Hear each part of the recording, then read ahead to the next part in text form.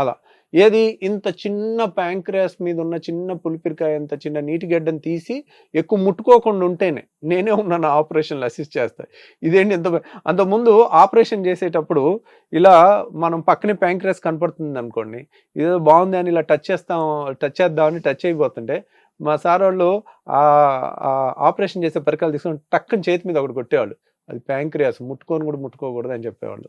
So అలాంటి అవయవం అనమాట. చాలా సాఫ్ట్గా ఉంటుంది కానీ భయంకరంగా రియాక్ట్ అవుతుంది. సో ఇలా దీనికి ఇంజురీ అయితే వైల్డ్గా రియాక్ట్ అవుద్ది. ఆ వైల్డ్గా రియాక్ట్ అయ్యి ఇంజురీ చేసేది ఏంటి? ఆల్కహాల్.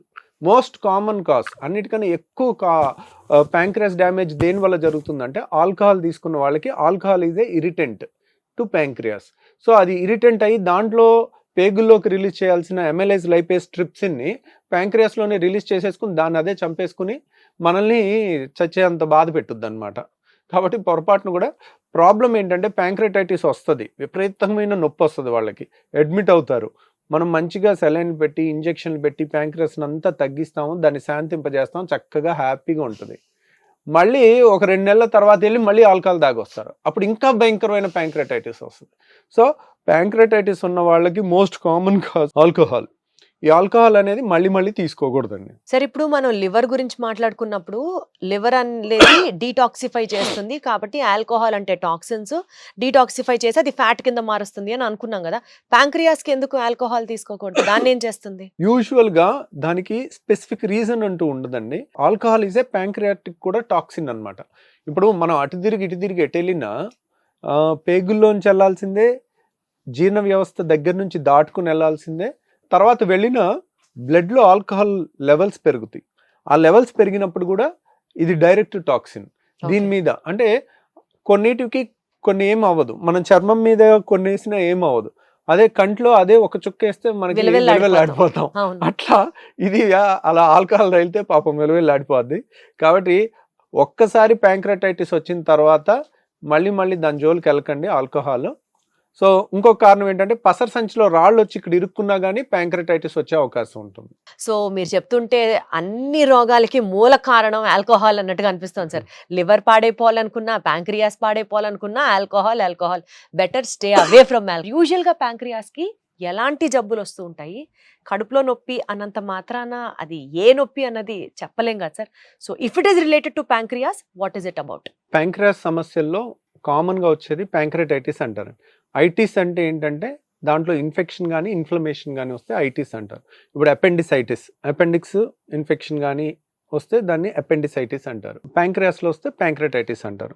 ప్యాంక్రియాస్ అనేది మనకి 150 గ్రాములు ఉంటుందండి మనిషికి. బాడీలో అడ్డంగా పడుకుని ఉంటుంది. తర్వాత ఇది ప్యాంక్రియాస్ తల భాగము, ఇది మెడ, ఈ రక్తనాళాలు ఉన్నాయి కదా బ్లూ అండ్ రెడ్ ఉన్నది, ఈ నిలువుగా ఉండేది మెడ భాగము. తర్వాత ఇది బాడీ ఆఫ్ ద ప్యాంక్రియాస్, ఇది tail of the pancreas. So ఇలా 4 భాగాలుగా ఉంటుంది. ప్యాంక్రియాస్కి 2 రకాల ఫంక్షన్స్ ఉంటాయి. ఒకటి ఏంటంటే ఇది రోజుకి 1.5 లీటర్ ప్యాంక్రియాటిక్ జ్యూస్ని తయారు చేస్తుంది. ఈ ప్యాంక్రియాటిక్ జ్యూస్ అనేది మనకి డైజెషన్కి ఉపయోగపడుతుంది. సో ఈ ప్యాంక్రియాటిక్ జ్యూసు మనకి బాడీలో నోట్లో ఉమ్ము 1.5 లీటర్ తయారవుతుంది. లోపల యాసిడ్ జీర్ణాశయంలో 1.5 లీటర్ మధ్యలో తయారవుతుంది. తర్వాత ఫ్యాట్ డైజెషన్ కోసం బైల్, పసర సంచిలో పసరు ఉంటుంది కదా, అది 1.5 లీటర్ తయారవుతుంది. ప్యాంక్రియాటిక్ జ్యూసు 1.5 లీటర్ తయారవుతుంది. ఇన్ని లీటర్లు కలిస్తే మనకి ఆల్మోస్ట్ 7-8 లీటర్లు దీంట్లోకే 7-8 లీటర్లు దీంట్లోకే మనకి పేగుల్లోకి వస్తాయి. ఇవన్నీ కూడా అబ్జర్వ్ అయిపోతాయి, మళ్ళీ మన బాడీలో కలిసిపోతాయి. మళ్ళీ మొత్తం దాన్ని అంతా డైజెషన్ అయిన తర్వాత మొత్తం దాంట్లో ఉన్న వాటర్ జ్యూస్ అంతా కూడా బాడీ లాగేసుకుంటుంది అనమాట. ఈ ప్యాంక్రియాస్ అనేది ప్యాంక్రియాటిక్ నొప్పి ఎలా ఉంటుందంటే సర్వసాధారణమైన ఎనీ గ్యాస్ నొప్పిలాగా ఒక నొప్పి అనేది వస్తే నేను ప్యాంక్రియాస్ నొప్పి అని చెప్పి రాదు కదా. యూజువల్గా మనం కనిపెట్టాలి దాన్ని. కడుపులో నొప్పి బొడ్డు పై భాగంలో వీపులోకి పాకి వస్తుంది అనమాట. వీపులోకి పాకితే దాన్ని ప్యాంక్రియాటైటిస్ నొప్పి కింద అనుమానించవచ్చు.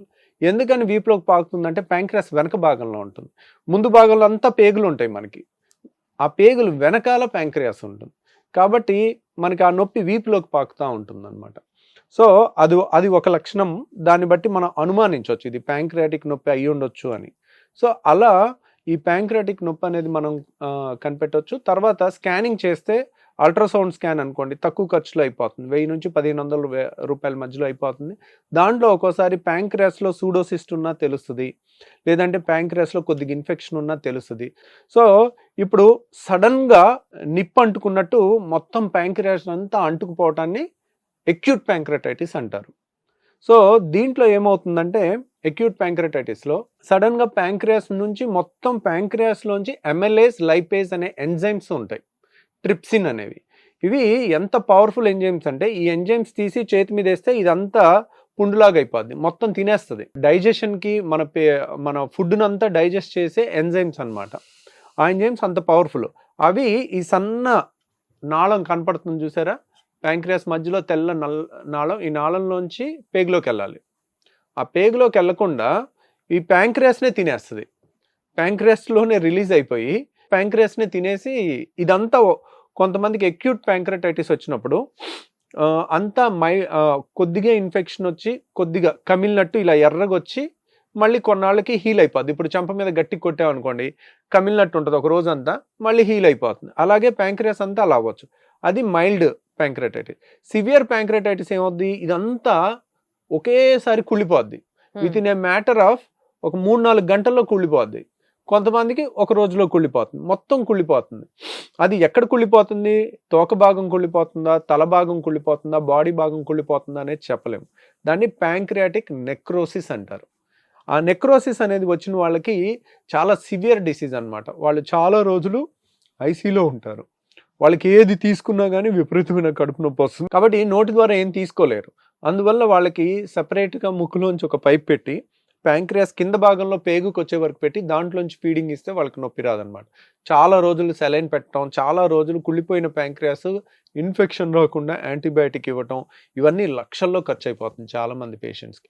ఇప్పుడు మామూలు హాస్పిటల్లోనే 1 లక్ష 2 లక్షలు బిల్ అవుతుంది. అదే ఏదన్నా కార్పొరేట్ హాస్పిటల్కి వెళ్తే కనుక 10-20 లక్షలు కూడా బిల్ అయిపోవటం అనుకోవటంలో సందేహం ఏం లేదు. ఈ ప్యాంక్రెటైటిస్కి మూల కారణం ఏంటి అన్నారనుకోండి, ప్యాంక్రెటైటిస్కి ఇంజురీ. దీన్ని కాన్తో గేమ్స్ ఆడకూడదు అన్నట్టు ప్యాంక్రియాస్తో ఎప్పుడు గేమ్స్ ఆడకూడదు. ఇది ఎప్పుడు ఎలా రియాక్ట్ అవుద్దో తెలియదు. ఇప్పుడు లివర్ని, ఇప్పుడు మీరు ప్రమోద్ మహాజన్ అని ఒక బీజేపీ లీడర్ ఉన్నారు, ప్రవీణ్ మహాజన్, ప్రమోద్ మహాజన్ అని 2 బ్రదర్స్ ఉన్నారు. ఒకతను బీజేపీలో టాప్ పొజిషన్కి వెళ్ళాడు. వాళ్ళ బ్రదర్ వచ్చి తన్ని పిస్టల్తో షూట్ చేశాడు. ఆ బుల్లెట్ ప్యాంక్రియాస్లోంచి వెళ్ళింది.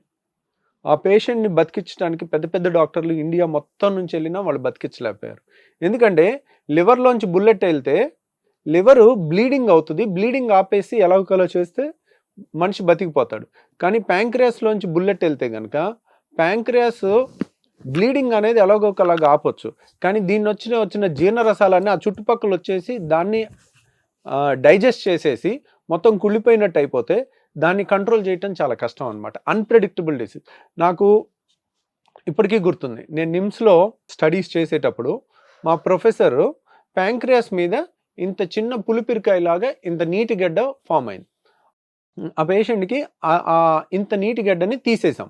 ఎక్కువ కూడా ముట్టుకోలే ప్యాంక్రియాస్ని. జాగ్రత్తగా ప్యాంక్రియాస్ని వీలైనంత టచ్ చేయకుండా దాని మీద ఉన్న ఆ పులిపిరిలాగా ఉన్న నీటి గడ్డని మెల్లగా తీసేసాం. ఎక్కువ టచ్ కూడా చేయలే. నెక్స్ట్ డే ఎంత భయంకరంగా రియాక్ట్ అయిందంటే మొత్తం ప్యాంక్రియాస్ బొగ్గులాగా కుళ్ళిపోయింది. అబ్బా, ఒక్క రోజులో మొత్తం కుళ్ళిపోయి ఇక్కడంతా ఎప్పుడైతే ప్యాంక్రియాటిక్ జ్యూసెస్ అన్నీ వచ్చినాయి, నేనేం చెప్పాను, ప్యాంక్రియాస్కి ముందే పేగులు ఉంటాయని చెప్పాను. ఈ జ్యూసెస్ అన్నీ ఉండి చీమ్ పట్టేసింది. అది బయటికి రావడానికి దారి ఉండదు, కరెక్ట్ పొట్ట మధ్యలో. కాబట్టి ఇక్కడ చర్మం పైన అనుకోండి ఏదో ఒకటి బయటకు వచ్చేసి చీమ్ బయటకు వచ్చేస్తే మనకి మనిషి ఇంప్రూవ్ అవుతారు. అంత పెద్ద చీమ్ ఉండి పక్కనే పెద్ద పేగులోకి దారి చేసుకుని వెళ్ళిపోయేసరికి అంతా విరోచనం పేగులోకి వెళ్ళిపోయేసరికి పేషెంట్ చావు బతుకుల స్టేజ్కి వెళ్తే మళ్ళీ పెద్ద ఆపరేషన్ చేసి దాన్ని సరిచేసి పేగు కొలాస్టమీ అని పేగు బయటికి పెట్టాల్సి వచ్చింది. తర్వాత మళ్ళీ దాన్ని సరి చేయడానికి ఇంకొక ఆపరేషన్. ఈ ప్యాంక్రెటైటిస్ గురించి ఎలా వస్తుంది, ఏంటి కారణాలు అనేది తెలుసుకున్నాం కదండి. దాని పర్యవసానాలు ఏంటి అనేది తెలుసుకుందాం. అంటే ఇప్పుడు ప్యాంక్రియాస్ అనేది ఎప్పుడు ఎలా రియాక్ట్ అవుతుంది అనేది మనం అన్ప్రిడిక్టబుల్ గ్రంథ్ అనమాట. ఇది ప్యాంక్రెటైటిస్ వచ్చింది, సపోజ్ ఈ మధ్యలో భాగం కుళ్ళిపోయింది అనుకుందాం, కంప్లీట్గా కుళ్ళిపోయిన దాన్ని బాడీ మెల్లిమెల్లగా రిపేర్ చేసుకుని ఆ కుళ్ళిపోయిన దాన్ని అంతా క్లియర్ చేస్తుంది. కాకపోతే అది ఒక నెల 2 నెలలు పట్టుద్ది. క్లియర్ చేస్తే ఏమవుతుంది, ఇక్కడేమో తల ఉంది, ఇక్కడేమో తోక ఉంది, మధ్యలో బాడీలో కుళ్ళిపోయింది. కుళ్ళిపోతే ఏమవుతుంది, ఈ తోక నుంచి వచ్చే ప్యాంక్రియాటిక్ జీర్ణ రసాలన్నీ పేగులోకి వెళ్ళాలి. మధ్యలో బాడీ కానీ నెక్ కానీ కుళ్ళిపోయింది అనుకోండి, ఇక్కడ తయారైన జీర్ణ రసాలు పేగుల్లోకి వెళ్ళే ఈ రక్తనాళం కూడా డక్ట్ అంటారు, ప్యాంక్రియాటిక్ డక్ట్ అంటారు. ప్యాంక్రియాటిక్ నాళం కూడా కుళ్ళిపోతుంది. సో పేగులోకి వెళ్ళే దారి మూసుకుపోయింది. ఇప్పుడు ఏమవుతుంది, ఇదంతా కూడా ఇక్కడ చేరిపోతుంది. ప్యాంక్రియాస్ చుట్టూ ప్యాంక్రియాటిక్ జ్యూస్ చేరిపోయి ఒక ప్యాంక్రియాటిక్ జ్యూస్ గెడ్డలాగా ఫామ్ అవుతుంది. దాన్ని సూడోసిస్ట్ అంటారు. దాంట్లో మొత్తం ప్యాంక్రియాటిక్ జ్యూసు, ప్యాంక్రియాటిక్ ఎంజైమ్సే ఉంటాయి, అమెలేజ్, లైపేజ్ ఇట్లాంటివి ఉంటాయి అన్నమాట. ఇది ఉండటం వల్ల వాళ్ళకి రోజు నొప్పి వస్తూ ఉంటుంది. తిన్న తర్వాత ఇంకొంచెం ప్యాంక్రియాటిక్ జ్యూస్ వచ్చి దాంట్లో ఇంకొంచెం ప్రెషర్ పెరిగి అలా అది 6 సెంటీమీటర్లు దాటిన తర్వాత దానంతట అది రిజాల్వ్ అవ్వకపోయినా, మందులతో తగ్గకపోయినా 3 నెలలు చూస్తాం, 6 నెలలు చూస్తాం, అయినా తగ్గదు, రోజు నొప్పి వస్తూ ఉంటుంటే అప్పుడు దానికి మనం దారి ఇవ్వాలి, దారి చూపించాలి. ఏంటి, ప్యాంక్రియాస్ జ్యూస్ అంతా దీని చుట్టూ ఒక గడ్డలాగా తయారు. దీనికి ప్యాంక్రియాస్లో తయారైంది ఎక్కడికి వెళ్ళాలి, పేగులోకి వెళ్ళాలి. పేగులోకి వెళ్ళాలంటే దీని ముందే స్టమక్ జీర్ణాశయం ఉంటుంది. జీర్ణాశయం నుంచి ఇప్పుడు ప్యాంక్రియాటైటిస్కి వచ్చిన లేటెస్ట్ ట్రీట్మెంట్ ఏంటంటే ఆపరేషన్ లేకుండా నోటి ద్వారా కానీ చిన్న హోల్ ద్వారా కానీ 2 విధాలుగా ఎలాగైనా చేయొచ్చు. ఎందుకంటే ఈ సిస్ట్ ఎక్కడ ఉంటుంది అనేది మనం చెప్పలేం. కొంతమందికి ఇక్కడ ఇటు చివర ఉంటుంది, కొంతమందికి ఇటు చివర ఉంటుంది, కొంతమందికి కింద ఉంటుంది. ఆ సిచ్యువేషన్ బట్టి ఎక్కడి నుంచి వీలవుతుందో చూసుకుని అక్కడి నుంచి మనం ఒక పేగులోకి కనెక్షన్ దారి ఇచ్చేస్తే సరిపోతుంది. ఒక్కోసారి ఎండోస్కోపిక్గా చేస్తాం అనమాట. ఎండోస్కోపీ ద్వారా నోటి ద్వారా వెళ్ళి దీని ముందే జీర్ణాశయం ఉంటుంది. జీర్ణాశయంలోంచి ఈ ప్యాంక్రియాటిక్ చుట్టూ ఉన్న సూడోసిస్ట్ అనే ఒక పెద్ద నీటి గడ్డలాగా ఉంటుంది కదండి, దాంట్లోకి మనం పంక్చర్ చేసి అదంతా పేగులోకి వచ్చేటట్టు దారి ఇచ్చేసాం అనుకోండి. సో దట్ క్యూర్స్ ఇట్ అనమాట. ఒక పేషెంట్ అలాగే వచ్చారు, ఇంత పెద్ద సూడోసిస్ట్. సో చాలా చోట్ల దీన్ని ఆపరేషన్, చాలా మంది పొట్ట ఇలా నిలువుగా కోసి, పుచ్చకాయ కోసినట్టు కోసి ఆపరేషన్ చేస్తారు. ఇది ఆపరేషన్ చేయకుండా చేయటం అనేది చాలా కష్టమైంది. లాప్రోస్కోపీ విధానంలో చేయొచ్చు, కోత లేకుండా, కుట్టు లేకుండా, చిన్న హోల్తో. కానీ ఇది చేసే ఎక్స్పర్టీస్ కష్టమైన ఆపరేషన్ అనమాట. సో అలా వచ్చిన పేషెంట్కి నేను మొత్తం లాప్రోస్కోపీ విధానం ద్వారా దానికి పేగులో కనెక్షన్, ఇదేంటంటే ఊహించి చెప్పడం కానీ వీడియో చూపించి చెప్తే ఇంకా బాగుంటుంది. ఆ వీడియో కూడా నేను నెక్స్ట్ ఎపిసోడ్లో ఒక దాంట్లో చూపిస్తాను విత్ బ్యాక్గ్రౌండ్ వాయిస్. చాలా అద్భుతంగా ఉంటుంది అనమాట. పేగుల్లోకి ఎలా కనెక్షన్ ఇవ్వటం, కోత లేకుండా, కుట్టు లేకుండానే. అలా చేయటం వల్ల వాళ్ళకి ఆపరేషన్ లేకుండానే చిన్న హోల్ ద్వారా ఎండోస్కోపీ ఆర్ లాప్రోస్కోపీ ద్వారా పేగుల్లోకి కనెక్షన్, దగ్గరలో ఏ పేగు ఉంటే ఆ పేగులోకి కనెక్షన్ ఇవ్వటం వల్ల ఆ సూడోసిస్ట్ అంతా పేగులోకి డికంప్రెస్ అయిపోయి తగ్గిపోతుంది. సో మనకి ఈ మధ్యలో కుళ్ళిపోయిన ప్యాంక్రియాస్ బాడీ క్లియర్ చేసేస్తుంది. తోకలోంచి వచ్చిన జ్యూస్ అంతా ఆ సూడోసిస్ట్ ద్వారా మనకి ఇంకో పేగులోకి వెళ్ళిపోతుంది. తలలోది ఎలాగా పేగులోకి కనెక్షన్ ఉంది, అది డిస్రప్షన్ అవ్వలేదు కాబట్టి ఓవరాల్గా పేషెంట్ రికవరీ చాలా బాగుందన్నమాట. సో ఈ అరుదైన ఆపరేషను, కోత, ఒకప్పుడు ఇలాంటి ఆపరేషన్స్ పెద్ద పెద్ద కార్పొరేట్ హాస్పిటల్స్లోనే జరిగేది. ఇప్పుడు మనకి విజయవాడలో కూడా మనం చాలా ఎక్కువ మందికి చేసాం. ఆల్మోస్ట్ లాస్ట్ సంవత్సరం 10 మందికి చేసాం అనమాట. ఇలాంటివి చాలా అరుదైన ఆపరేషన్స్ అనమాట.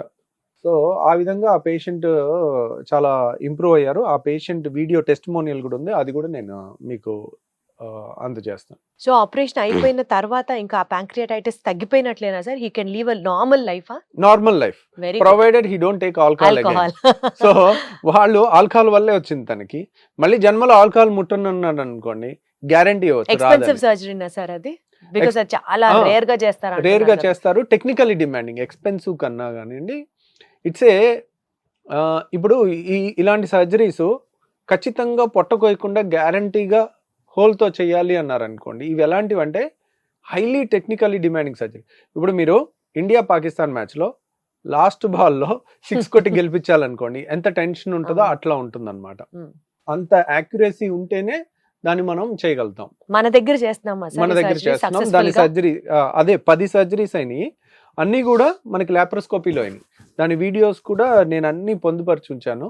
అవి వీడియో పెట్టి ప్రాపర్గా ఎక్స్ప్లెయిన్ చేస్తే అర్థమయ్యేటట్టు చేయొచ్చు అనమాట. ఇలాంటి వీడియోస్ మీరు అన్నట్టు highly technical skill demanding videos చూస్తే అనిపిస్తూ ఉంటుంది సార్, డాక్టర్ కూడా మనిషే కదా, ఆ టైంలో మీకు ఏ స్ట్రెస్ ఉంటుంది సార్, లేకపోతే మీ ధ్యాస పక్కకి వెళ్ళినా వేరే ఎమోషన్ డామినేట్ చేసిన బాగుంటుందండి అది, ఆ ఫీల్ ఎడ్రినలిన్ గష్ ఉంటుంది. అవునా? ఉమ్. ఏమో ఆ time మాకు లో మనకు వినడానికే కూడా- భయం వేస్తూ ఉంటుంది. లేదండి, పేషెంట్ కొంచెం అటు ఇటు అయితే చచ్చిపోతారు. అంటే ఒక పేషెంట్ లైఫ్ డాక్టర్ ని ఉమ్, నమ్మి ఆయన చేతిలో పెట్టడమే అంతే. రియల్లీ మనం ఆపరేషన్ చేస్తూ ఇంత ఇంత పెద్ద పెద్ద రక్తనాళాలు ఉండి సడన్ గా మొహం మీద ఇట్లా బ్లడ్ చిమ్మిచ్చు కొట్టుద్ది. మీకు అవన్నీ- అయిందా ఎక్స్పీరియన్స్? ఎందుకు అవ్వదు? అది రోజు మేము చూసేదే కదా. కాకపోతే అవన్నీ అయినాయి, అవన్నీ అందుకే రియల్ పర్సన్స్ గట్టోళ్ళు ఎవ్వరు సర్జరీలోకి రారు. ఇప్పుడు రావట్లా, సర్జరీలో టెన్షన్లు ఎక్కువ. సూపర్ సక్సెస్ అయితే గానీ వాళ్ళకి మనీ రాదు, మంచి నేమ్ వచ్చేసరికి జీవితం అయిపోద్ది. సో ఆ రకంగా మీరైతే బ్లెస్డ్ అన్నమాట అయితే మనం ఆ విధంగా బ్లెస్డ్ బేరియాట్రిక్ వల్ల, బేరియాట్రిక్ వల్ల. అలా అలా అలా షార్ట్ కట్ అది అయింది, ఎవ్వరు చేయలేనిది మనం చేసాం కాబట్టి. Wonderful sir. సో ఒక కేస్ స్టడీ ఇప్పుడు విన్నాం కదండి, ఇంకొక కేస్ స్టడీ నెక్స్ట్ ఎపిసోడ్ లో మాట్లాడుకుందాం. Thank you so much sir. ఓకేనండి, థ్యాంక్ యూ వెరీ మచ్.